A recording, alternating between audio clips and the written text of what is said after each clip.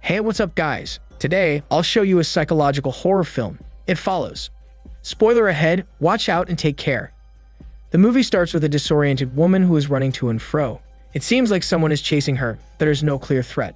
The woman's father asks her what is going on, but she ignores him and runs inside the house to get the key to the car, then drives to the beach. At the beach, she receives a call from her father. She cries while apologizing to him. The next day, her dead body is found on the beach. She is brutally murdered, and her right leg is contorted. Jay, a young university girl, is swimming in their backyard when her sister approaches her and asks if she would like to watch a movie with her friends, but she refuses because she has a plan with her boyfriend.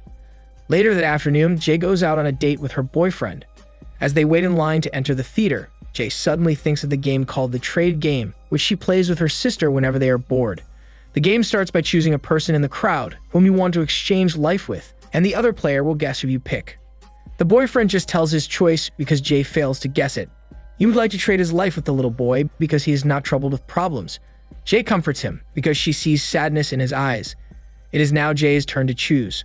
Her boyfriend guesses that she chooses the girl wearing a yellow dress, standing near the exit door, but Jay tells him that there is no one there. When he realizes that she cannot see the woman, he panics and escorts Jay out of the theater. Jay wonders why he looks bothered, but he just says that he feels sick inside, so if he wants to go out. Afterward, they continue their date as if nothing had happened. While they are enjoying their dinner, it seems like someone is watching them. One night, after Jay and her boyfriend's intimate exercise in the car, the boyfriend goes out to get something in the trunk, while Jay remains inside, narrating her dream date. Unexpectedly, her boyfriend chloroforms her, which causes her to lose consciousness. When she wakes up, she finds herself tied in a wheelchair in an abandoned building. The boyfriend apologizes and tells her that he will not hurt her. He explains that he made out with someone in the past, and that person passed a curse to him, causing him to see an entity that others cannot see. In order to be free, he passes the curse to Jay during their intimate time in the car.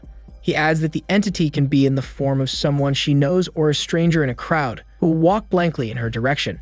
She needs to avoid it because if it kills her, it will go back to the previous person who had the curse, which is her boyfriend. So to be safe, she needs to immediately make out with someone to pass the damned curse. After a couple of minutes, a naked woman appears and walks directly toward Jay. The boyfriend knows that that entity will kill Jay soon, so he quickly pushes the wheelchair away from the naked woman and rides the car with Jay to run for their lives. At home, Jay's sister and friends are playing cards outside the house when a car arrives with Jay and her boyfriend in it. They are all terrified upon seeing that the boyfriend drops Jay on the street almost naked. They hurriedly run to Jay to check her condition. Then the police arrive to investigate. Jay tells them what happened and adds that she knows where her boyfriend lives, but he didn't allow her to enter because he is embarrassed with his home. Unfortunately, the police are having a hard time finding him because he used a fake identity to rent the house. He plans everything smoothly so that he will not be traced after he passes the curse to Jay. Weird things start to happen to Jay. While she is listening to her professor's lecture, she finds an old lady wearing a hospital gown walking directly to her location. She feels terrified, so she gets out of the class. But to her surprise, the old woman is already behind her. It creeps her out when she realizes that other people cannot see it. She hurriedly runs and drives to the ice cream shop where her sister and Paul work. Paul is Jay's childhood friend who has a secret crush on her. But unfortunately, Jay only sees him as a brother. Jay tells them the weird things that are happening to her. To ease Jay's fear, her sister, Paul, and another friend decide to spend the night with her. Jay has a hard time sleeping, so she goes to the living room where Paul is watching TV. While they are reminiscing about the good old days, they suddenly hear a noise in the kitchen. Paul checks it and finds the broken window. However, no one is there. He goes upstairs to wake up the others, while Jay stays in the living room. After a while, Jay checks the kitchen and finds a half-naked woman urinating. While walking blankly toward her, she screams to death and runs to her room to hide. Paul and her sister follow her upstairs and ask her to open the door. She tells them that she saw a girl in the kitchen, but her sister doesn't believe her. After a bit, their other friend knocks on the door. When they open it, Jay sees a tall man with dark eyes, so she hurriedly jumps off the window and goes to the playground. Eventually, Jay's friends follow her to the playground. With great concern, her sister hugs her tightly. Jay reminds her sister not to tell their mother, because she will definitely freak out and will not believe her. Jay lets go of her sister's embrace when she sees a man approaching in their direction. She gets very scared, thinking that it is another entity. But she calms down when she realizes that her friends can also see the man who happens to be Greg. He's Jay's neighbor and classmate, who lives a carefree life and is not scared of anything. Jay tells them that she needs to find her boyfriend. Thankfully, Greg offers them a ride. The next morning, they arrive at the house where Jay's boyfriend used to live. It is a bit dark inside because the windows are covered with wood and newspapers. Empty bottles are also hanging in the window. The boyfriend puts the empty bottles in the window as a trap so that he would know if the entity is coming. Paul goes to the attic and finds a magazine.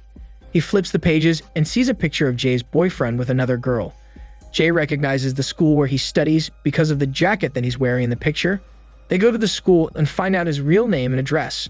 Right away, they go to the real address of Jay's boyfriend. Jay is very surprised to see the woman who opens the door. She's the same naked woman she saw in the abandoned building, where her boyfriend tied her in a wheelchair. But it is revealed that the woman is the mother of Jay's boyfriend, and the naked woman in the abandoned building is the entity that copied the face of the boyfriend's mother. Finally, they are able to talk to Jay's boyfriend. He tells them that he can still see entity. That's why he encourages Jay to pass the curse to someone else through a fast hormone game. He adds that if the entity kills Jay, it will get back to him, and that it will go straight down the line to whoever started it. He apologizes to Jay and says that he got the curse when he slept with a woman in the bar. He also warns her to run away if she sees someone directly approaching her direction. Afterward, Greg decides to bring them to his family's house near the lake where his father used to bring him to hunt. Jay's sister asks her if she has already thought about passing the curse to someone else, but Jay is still hesitant. In the house, Jay hangs empty bottles on the window to know if someone is coming. In the afternoon, Greg gets the gun inside the stockroom, then teaches Jay how to use it to protect herself. Later that day, Jay and her friends are relaxing in the lake when the entity in the form of Jay's friend grabs her hair. Jay's sister is very surprised upon seeing that Jay's hair moves up without seeing anyone. Paul luckily hits the entity, but it knocks him out, leaving a mark on his stomach. Then they all run into the stockroom to hide. Jay gets the gun and shoots the entity, but it still gets up. When Jay closes the door, she sees through the small window that the tall man with dark eyes passes by. All of a sudden, the door breaks. Greg peeks through the broken door and tells them to open it, but they refuse because something out there is trying to hurt Jay. When Greg leaves, Jay goes near the door, but to her surprise, the entity appears in the form of the young boy who lives near her house. She hurriedly goes out and drives away in Greg's car as the entity in the form of a woman follows her behind. After a couple of minutes, she crashes into a cornfield. Jay wakes up on a hospital bed with a broken arm. She looks around and finds Paul and Greg sleeping soundly near her. Eventually, she agrees to make out with Greg to pass the curse, and Greg will pass it to another woman. It has been days since their smelly workout, but Greg still doesn't see the entity. So he believes that it is not as bad as they think. One night, as Jay is looking out the window, she sees Greg walking blankly.